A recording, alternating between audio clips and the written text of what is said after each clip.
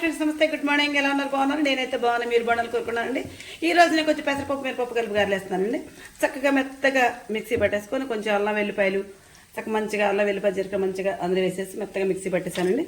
పట్టేసి చక్కగా బాండీ పెట్టేసుకొని ఆయిల్ పోసుకొని గారెలు వేసుకుంటున్నానండి. ఇప్పుడు మనం గారెలు వేసుకున్నామండి. ఇది కొంచెం చూసేద్దాం. మనం వేసి గారెలు రంగులు వచ్చిన గారెలు భలే వచ్చింది దొరక, చాలా బాగా వచ్చినాయిరా. పిల్లలకి వేసి పెట్టారు కదా పొద్దున, మనం వచ్చాక మళ్ళీ వేడివేడిగా తినొచ్చు అని చెప్పి నేను ఆలోచించి ఆగానా. అసలు చూడు దుర్గా ఎంత బాగా వచ్చినాయి గారెలు, భలే వచ్చినాయి కదమ్మా. ఓకే, ఇదిగోండి చక్కగా గారెలు వేస్తానండి. ఏంటంటే పెసరపప్పు మినపప్పు కలిసి ఉండబట్టి చక్కగా ఎర్రగా గారెలు మంచి కలర్లో వస్తున్నాయి. చూస్తారండి ఎంత మంచిగా ఉన్నాయో. అసలు ఈ గారెలలో అంటే కొంచెం చేపల కూర పులుసు కానీ చికెన్ పులుసు కానీ కొంచెం కారప్పొడం కానీ ఏదైనా చట్నీ వేసుకొని తింటే సూపర్ ఉంటాయండి. చాలా మంచి కుదిరండి ఈరోజు గారెలు మాత్రం. ఇదిగోండి నేను ఈ విధంగా వేసుకున్నాను గారెలండి. చూసారండి నా గారెలు ఎలా ఉన్నాయో చూడండి. మీకు నచ్చితే నాకు ఒక లైక్ ఇవ్వండి. Please subscribe.